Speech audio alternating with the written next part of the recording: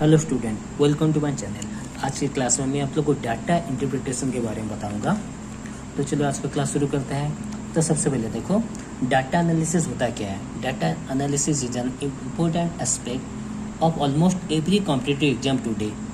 मतलब आज का जो भी कॉम्पिटिटिव एग्जाम आप लोग दोगे वहाँ पे डाटा इंटरप्रिटेशन का क्वेश्चन जैसे करके रहता है। तो वहाँ पे हम लोग क्या करते हैं, डाटा को एनालाइज करके क्वेश्चन पूछा जाता है। जैसे कि डाटा या तो आप लोग का बार डायग्राम हो सकता है, या पाई चार्ट हो सकता है, या सब डिवाइडेड बार डायग्राम और एक ग्राफ, कुछ भी हो सकता है। वहीं से हम लोग को डाटा कलेक्ट करके जो भी क्वेश्चन पूछा रहेगा उसी को हम लोग सॉल्व करेंगे। ठीक है, एनालाइज करके हम लोग को इन्फॉर्मेशन दिया जाता है। तो सबसे पहले देखो रॉ डाटा। रॉ डाटा क्या होता है? रॉ डाटा और प्राइमरी डाटा दोनों सेम है। रॉ डाटा और primary data are collected directly related to their object of study statistical units.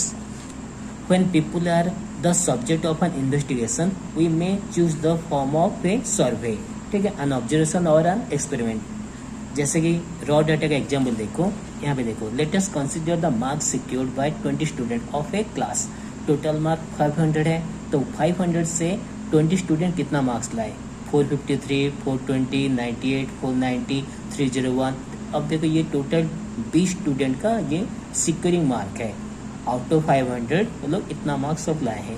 अब देखो यहाँ पे ये जो भी डाटा यहाँ पे कलेक्शन हुआ ये ओनली गैदर्ड किया गया है, प्रॉपरली प्रोसेस नहीं हुआ है। देखो यहाँ पे लिखा हुआ है this is called raw data. इसी को रॉ डाटा कहा जाता है।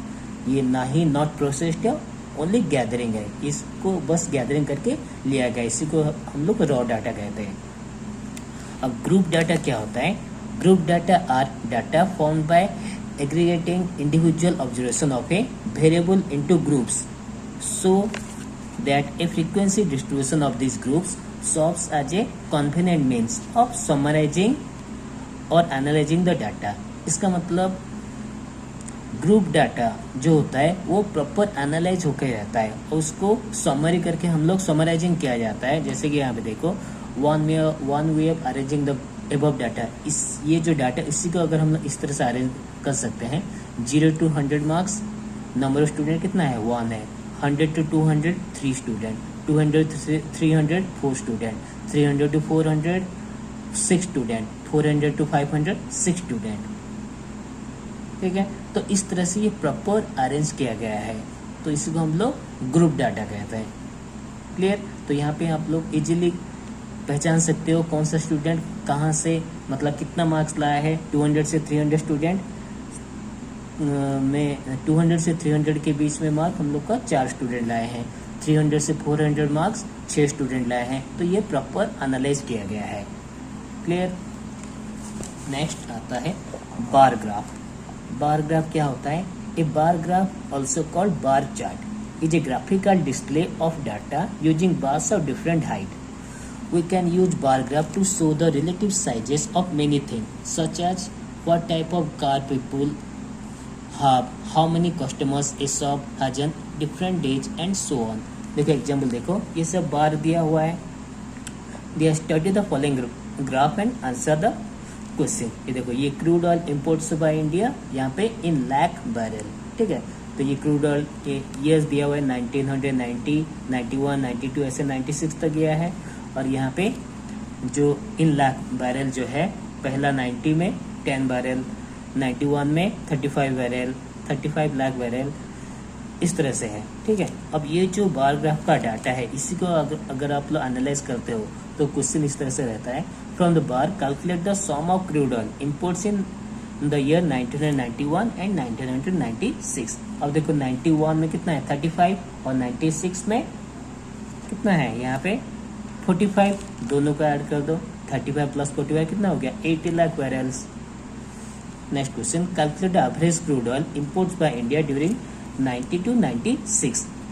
ठीक है, तो sum of crude oil imports during 1990 to 96 हम लोग क्या करेंगे, सबका जितना भी लैक्स में है क्रूड ऑयल सबको पहले ऐड कर दो।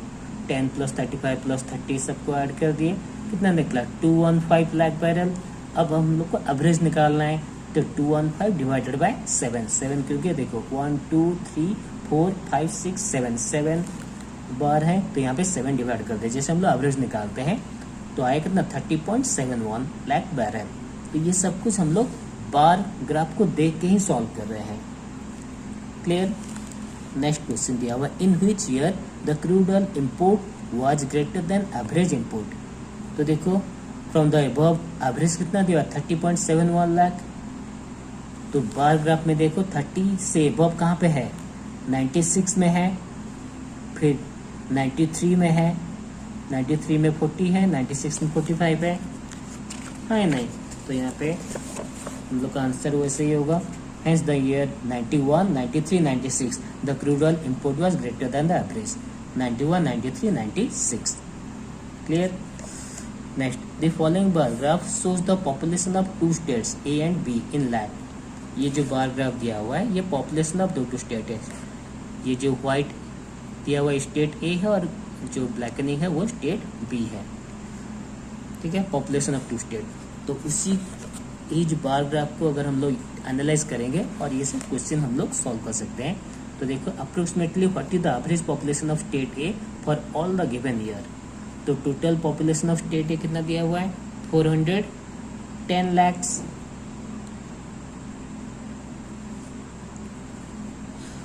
Average population of state A कितना होगा, total population divide by number of year.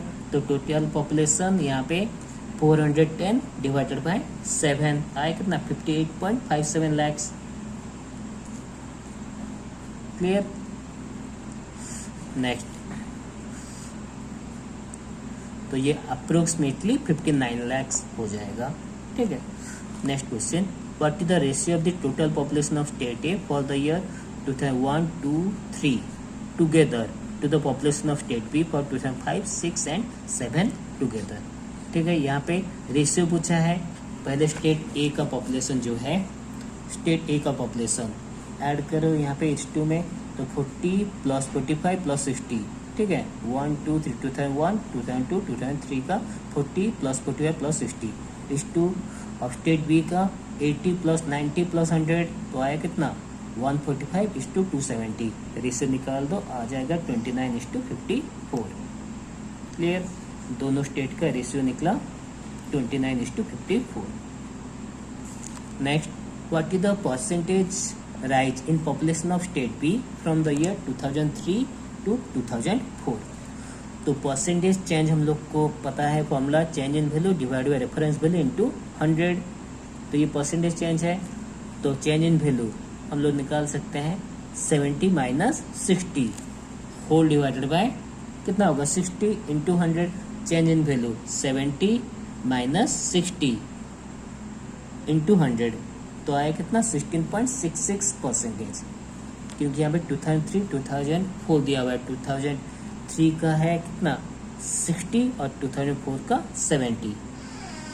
Clear. तो 70 माइनस 60 डिवाइड बाई 60 इंटू 100 आएगा 16.66%। Therefore, there has been a rise in 16.66% of population during the year 2003 and 2004 in state B. Clear. सब कुछ ये data को analyse करके हो रहा है। नेक्स्ट क्वेश्चन देखो, यहाँ पे कुछ भी सॉल्विंग नहीं हुआ इसलिए हम लोग कॉपी यूज नहीं कर रहे हैं।